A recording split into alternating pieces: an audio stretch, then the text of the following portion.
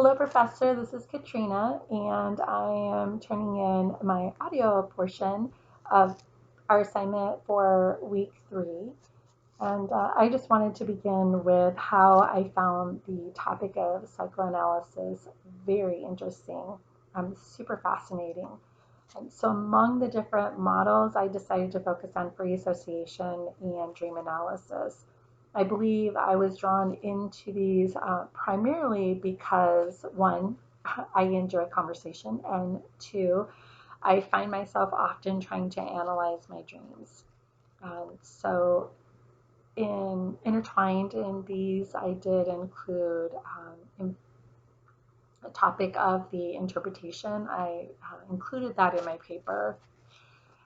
So, in conversations, I can admit to catching myself in saying something and process what I might have meant in a particular word or phrase, or maybe even a tone that I used.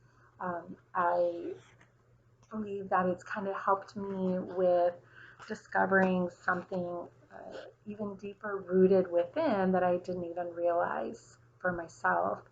When I hear others say something within conversation during a time of maybe a stressful circumstance, such as my sister's husband had left her, a peer who is feeling disconnected with her job, or pressure a family member might be feeling within a family gathering. Just kind of really processing and analyzing what is it that may be causing them this stressful, um, this dilemma, this unsettling that's within them from these circumstances.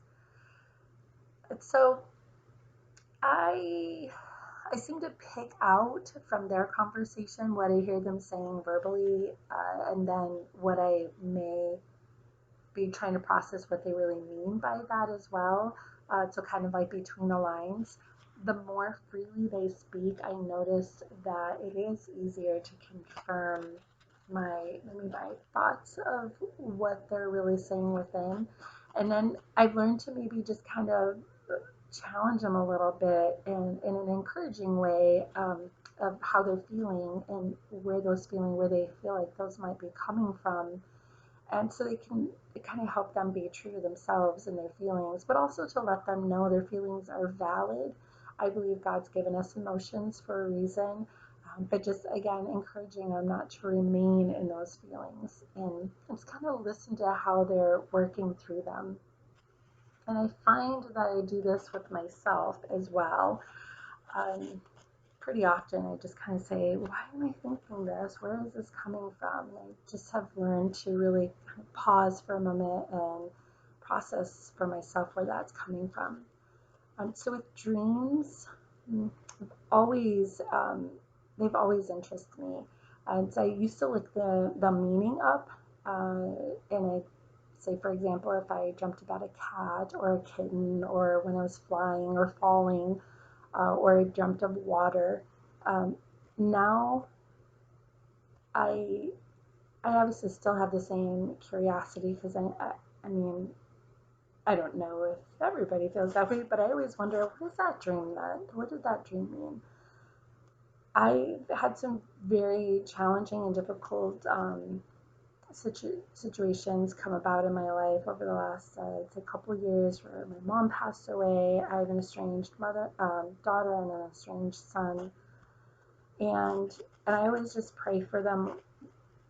And it's painful when you don't have your children in your life, and really it stemmed, more as I became stronger in my faith, and my walk became closer with Christ, that my kids felt they couldn't be a part of my world. My son's an alcoholic, and my daughter is with a woman, and they're really super close, the two of them, and they felt that me being Christian is compromising our relationship. So, needless to say, we don't really have um, a relationship at the moment. So what I'll do is I'll ask God to give me peace through a dream, and he does actually give me the opportunity to spend time with my loved ones. So my mom in my dream or my kids in my dream, and I've found now that I wake up and I just have this sense of peace and healing through those, where once if I thought about them or dreamt about them, then I would just hurt because I miss them so much. But I just thank God now that He gives me the opportunity to have those dreams with them, have those moments with them in my dream, and I just thank Him. And now I find it just becomes more peaceful, and I just am so grateful to spend the time with Him, even if it's not in real time. It's kind of feels that way because sometimes dreams can be pretty vivid. I found it pretty interesting, the ink blots. So I did them, and then I asked my husband, hey, what do you see when you look at these? And then I looked at what most individuals would say, and I do agree that those ink blots would be super subjective. I think that it would be really a matter of where you are in your life at the moment. Um, so I think it was pretty interesting that the differences that the way I saw number one as an angry cat, and he saw, I don't remember what he saw, and then on um, number 6, he saw a bear rug, and that seemed to be a majority, according to what most people see. But I actually saw Jesus with open hands and a cross in the background over his head, and I just had to smile because I was just really pleased with that, even though it's not what others saw as well. Number 5 I saw as a butterfly. Number 4 I saw as a beetle, like a bug of some sort. So I really, again, just to kind of go back to that, I really do find how it can be subjective as to where you are, maybe even not just in your life, but even just how your day went. I think that those could be a bit subjective based on where you are in the moment.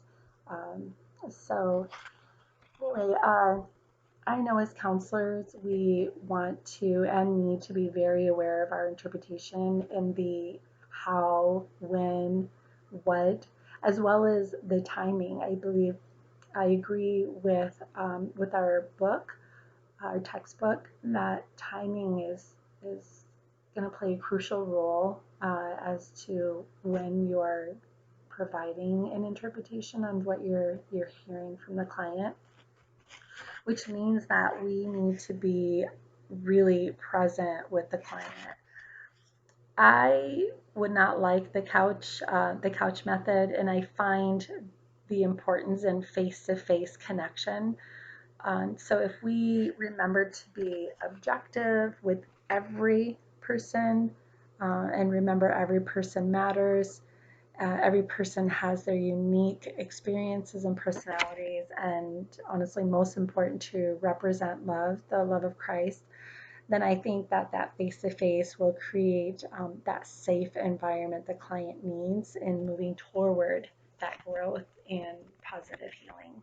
Um, so that's a kind of a summary of my paper. And all right, well, thank you so much. Have a wonderful evening. Bye-bye.